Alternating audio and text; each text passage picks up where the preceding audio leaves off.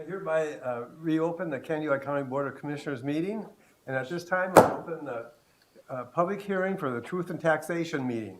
This meeting is being held to give the taxpayers an opportunity to voice their concern over the proposed budget. Thank you. Is that better? Okay. Thank you. It is not a forum for taxpayers to appeal their market values or individual proposal property tax amounts.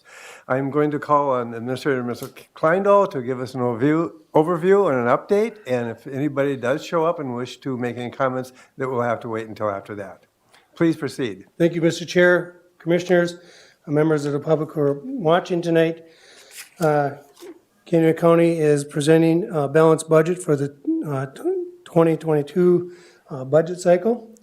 Our proposed budget is $78,842,600 for expenditures. Our revenues is $41,142,400, which means we have to assess a levy of $37,700,200. So $37,700,200 is what the proposed levy is. And then when you add in the county program aid that we get from the state of Minnesota, which for the general public's knowledge, when Canyon County gets those funds, we put them directly toward our property tax as a property tax relief. And so the dollar amount that I will be asking the board to certify if there's no changes would be $35,335,704. We started the budget process in May of 2021. The budget packets went out to the department heads. Prior to that, Karen Anderson does all the salaries and benefits and puts those in, and they go to the department heads. It then comes back to me in June. I go through, make adjustments, and then there's several points of review and discussions, not only with individual department heads that we go through the budget and talk about it. Then I meet with the county chair and vice chair. This year I did something a little different at some of the other board meetings. I try to give budget updates and impacts. This year, because of the issue we're having with meth and the court's backlog, we had some special presentations from the county attorney's office, the sheriff's office, the director of family services, and from probation.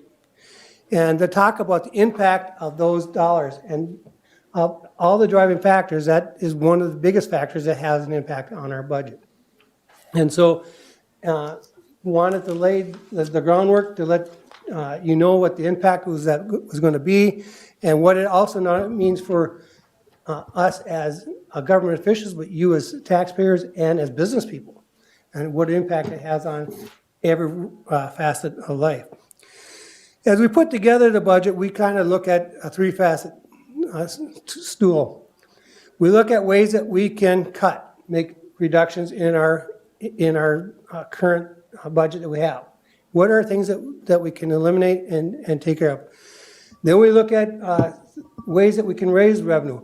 Is there grants, or is there other programs or other ways that we can find revenue that offsets any expenses? And then the third would be covering the differences, and that's what we use with increasing our fees and costs with tax dollars, and that's the levy. In 2022, we are planning to take $921,000 out of reserves out of the landfill equipment. Most of the equipment that we have at the landfill, we have on cycles that we replace every 5 years. And so what we're thinking of doing is that the dollars that we would buy for equipment in 2022, that we would take that out of reserves for this coming year, and the next 4 years we could slowly pay that back. And so when 2026 comes up, you would have those funds back in to buy that, whether it be a compactor or a payloader in the future. And so that's just it is a way that you as commissioners and we as a county could reduce our levy by probably another 2.5%. The levy that I'm requesting for this year is a 1.5% increase. That is our third lowest levy increase in the last 10 years. And as I talked earlier, because of the meth issue, we've had to add staff for the county attorney's office, we've had to add staff in the child protection area, and we've had to add probation staff for corrections. So along with doing that, and along with the cost of living that we have with our 432 employees, when you look at our overall levy increase that we're asking for is $522,490. I would say you've done a very good job putting this year together and making it work. We also are using dollars that we had set aside in our building fund. We had a building fund bond that was for law enforcement center. In 2021, that was paid off and so those dollars, bond dollars that were already in the budget, we took those bond dollars and we did the roof for the law enforcement center. So after 2022, all of our major roofing projects for the county facilities should be completed and not require any major expenditures for the next 20 to 30 years. The courthouse windows will be completed in 2022. As you know, Facility Director Andy Thorson was here, and because of the delay in getting the windows, we're delaying that until spring, but we still plan to get that done in 2022. Over the next 2 or 3 years, we will be needing to address the heat pumps in the Health and Human Service Building and the Law Enforcement Center. That will be approximately up in the $1 million range. But again, I think we can use dollars that we already have in the budget. You won't have to increase the budget to cover those expenses. Your infrastructure that you have now in place will set this here county up for multiple years. Mr. Chair, is there any questions that you have for me at this time? Commissioners, I have none. Commissioner, I just have a couple of questions. Sure. First of all, medical health insurance, what was the increase that this year on that? It stayed the same. Stayed the same. So, and the settlement with the negotiated salaries, a 2% increase? Correct. That was for 21, 22, and 23 is a 2%. Okay, I just wanted to clarify those. Yep. Thank you. any other questions for clarification? We will discuss this after the public hearing is closed. But any other questions with this presentation? Is there any public that would like to Okay. speak? At this point, yes. Anybody wishes to speak? Anybody wishes to speak? What? Anybody from the public wishes to be here? Oh, yeah. Okay. Nobody wrote there? You're at the, Mr. Chair, the question was, is there anybody out in the hallway? And there's people here, but they're here for their valuation of property. And Yeah, I might know a couple of those folks. You think they're going to come in here afterwards or no? I didn't talk to them about that. Okay. I don't know if they, I think they, both the ones that I know of, really didn't understand what this was all about. Sure. And we talk about this every year, and I think across the state of Minnesota, we talk about, is there any other way when we do the tax notices, the property tax notices, we can do it? And they're really limited what you can add to that statement. Is that correct, Mark? That is correct. So how we try to educate the public is through the media and say, the truth in taxation, I mean, the whole intent is for to talk about the budget, not your valuations. But it's just an ongoing process, and it's an educational thing that we'll have to keep doing. Commissioner Endap. Yeah, and I don't think that's ever gonna change because people who, it might be twice in a lifetime that they have a big concern about something that changed drastically in their evaluations or their taxes, and so it's like, they don't pay any attention until they see that part, and so. Yeah. It's not that big of a deal, it's just, it might be a little frustrating for those folks that come in and think that they're gonna be able to talk about it, and we've accommodated. I think by having the assessors here, so when they come here, they can talk about their property stuff, and it's not a waste of their time. And because I respect and I feel bad they make that special trip. And as Dwayne knows, from one end of the county to another is a lot of miles. That's very good customer service. Mr. Kleindahl, has anybody submitted anything in writing that they would wish to have read at this time? Mr. Chair, I have not received anything in writing. And I don't know if Mark would be the other office. Nope, I have not received anything in writing, no. Thank you. Well, at this point then, I will entertain a motion to close the public hearing. So move, Mr. Chair. A motion by Commissioner Emdek, a second by I'll second that. Commissioner Nissen.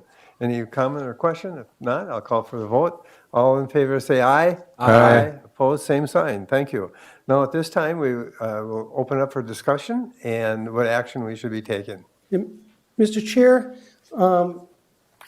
in September 7th of 2021, the county board made the initial certification of this budget, of the dollar amounts that I had talked about, and that was the $35,335,704. The total budget is $78,842,600. So it was certified in September, so by law, the only choice we have at this point, if you choose, would be to lower it. We cannot increase that dollar amount. What I would ask of the board tonight is to certify the final budget, and we have to do that by law by the end of December. I would ask that we adopt and certify the budget with the dollar amount that I have requested at $35,335,704. Before you, I have a question, and Sure, that's Mr. Nissen. regarding the issue we discussed this morning about the per diem. Yeah. And are those numbers already in the budget, or and there was no COLA increase proposed this morning, even though the rest of the employees get a 2%. Have you calculated that at all, or? Mr. Chair, what I did for the budget back in August, when we put the budget in, I did the salaries, added a 2% COLA in there, and the per diems that we had as an average throughout the year. So if you look at the budget line item, when we did it in August, we still have a salary and we still have a per diem. And the per diem was at the dollar amount. I did put the 2% in there, but a 2% is like $600. Because it's not, if you think about it, it's not a big dollar amount, but it's better to put it in there and have it than to be over your budget. You want to have it conservative. Does that answer your question? Yes, I just wanted clarification on that. And I've done the budget for the commissioner's salaries every year the same way. I anticipate it might be in there, but you don't have to put it in there. Any other questions?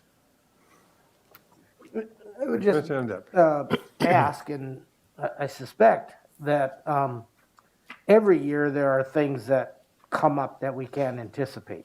And some things are less, some things are more. A budget is a good faith estimate of what things are what cost us, and they could either be up or they could be down, and so it's the best job we can do to. You were correct. The best thing we do is we do our revenues very conservatively. That buys us a little wiggle room so that if something does come up or we do something unexpected happens, that you can cover your cost. So, correct. It's a little, if I may, it's a little different than I'm not gonna go there. Okay. My Any- brother used to do it the other way. He used to we don't have a increase the revenue and decrease the expenses.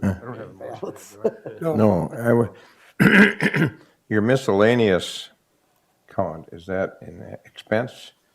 It was a negative number in '21, and it's an even larger negative number in '22. So do you remember when we talked about it at our budget meeting in August? The auditor treasurer's office went in and adjusted the 880 accounts, which is our miscellaneous fund. And we were conservative in the past years on revenues in there, and we became more aggressive to offset the budget. And by doing that, we were able to take off another 2.6% off this levy. Okay. So we became more, So there is an account for miscellaneous. Yep. This And has it's, just been Mark can reduced. explain, it's all kind of different delinquent taxes, mobile home park taxes, taxes in lieu of payment, or, those type of programs. I'm just going off the top of my head, Mark, there's other ones, but, Yeah, I'm thinking. Yeah, you hit the right ones. yep. This way? Or this way? Mr. Kleindall and Commissioners, on behalf of the board, I would like to thank you. You put a lot of time, as usual, into the budgets, and you have a lot of influence, a lot of say that we respect you for. But also want to give kudos to all our department heads and the time they spend in it. See, I got the impression they spent more time working on this budget this year than even other years, and it's very time-consuming for them as well. The group that's here tonight worked very hard. Yes, I believe so. Thank you. And I'm very pleased with the 1.5%. I think in this time and day, I think Kennewick County did well compared to many other counties. And I think a person can be foolish to cut it too much too. But this is really a well-balanced budget. And I'm feeling really proud of what everybody put together and where we're at. And at this time, I would entertain a motion, if anybody will. A motion by Commissioner Gardner to approve the existing. Thank you, Mr. Chair. I would move to do the final certification of the proposed, of the 2022 county budget and the final levy amounts. And would you repeat, because I don't have them right at my fingertips. What we're certifying, Yeah, the dollar amount that will be, the net certification is $35,335,704. that's the one. Yep, and the overall levy increase is 1.5%. That's the motion. Okay, and is there a second? I will second A that. second by Commissioner Nissen. Any further discussion? If not, I'll call. Hey, Oh, pardon me? I do have Oh, proceed. I'm pleased that we were able to keep it at 1.5%, and I think that's always been my goal, is to hold it down. We talked last meeting about creeping instead of leaping. These are good ideas and I like the way Larry and the staff have always looked out ahead into the future to see what costs might be coming up and dealt with it. So I'm proud to always, when we get to these meetings with other counties, say, well, we only went up 1.5, and they're talking 7 and 8 and 9%, which would give me a heart attack, quite frankly. But that 88 fund you said, is that like somebody budgeted their money by having a oops account? Is that what this is, or in case you missed something? It's the property, or taxes, PILT payments. Okay. It's the taxes for mobile home, it's taxes for delinquent. And what happens is we've always, a budget very conservative. What we thought is we could get a little bit more aggressive in those areas and push the button a little bit. Because we as a staff knew that you as a board were fighting to do everything possible to keep the levy down. So we're taking a risk. This could come back to bite us, especially with interest income. That's in the 880. If interest income continues to go down, you will have to make that up next year. So there's risks in doing that, but sometimes That's kind of a reserve, and we have other reserves too, correct? there is. But we generally have kept those very conservative, as you know, when we Yes. meet with the state auditors. Yes. Okay, that's. Okay. Commissioner Emdek, you had a Well- question or comment? Yeah, I hate to rain on this parade, but I was on a meeting yesterday with a bunch of other commissioners, and some of them are seeing their contracts being negotiated at 5% increases. So we have our contracts for 22 and 23, but likely we're going to be facing bigger labor costs going forward. In fact. The question was asked at that meeting, of somebody who had their contracts fulfilled through 23? Are you concerned that you're gonna lose some employees to the counties next to you that just approved a 5% increase? He says, yeah, I'm worried about that. So, yeah. I We'll would, face that when. yeah, when we go, and if we, when we do face that, I think we'll do a good job, and like you're saying, with inflation, everything we're starting to hear, could be different next year. On the other hand, we're gonna come in again with a pretty mean budget, and yet looking at retention of employees and hanging on to our staff, and we really have to, like you were saying, Commissioner Emdek, do more in that area. Not just looking at salaries, but what more can we do? We're doing a good job already, but I think we can do more. We can always do more. Any other questions, comments, or questions anybody have before I call for the vote? Not? I'll call for the vote to approve the budget and moved in second. I'll say, all in favor, say aye. Aye. Opposed, same sign. Pass unanimously. Thank you, everybody. Thank you so much. Thank you, everybody who helped work on this. Mel, Karen, Jenny, Shane, thank you. Bill, we're gonna need some of those driverless snowplows here. Skid Okay. loaders and tractors. You ready? Okay, are we ready? This is the end of the meeting, and I hereby adjourn. All right.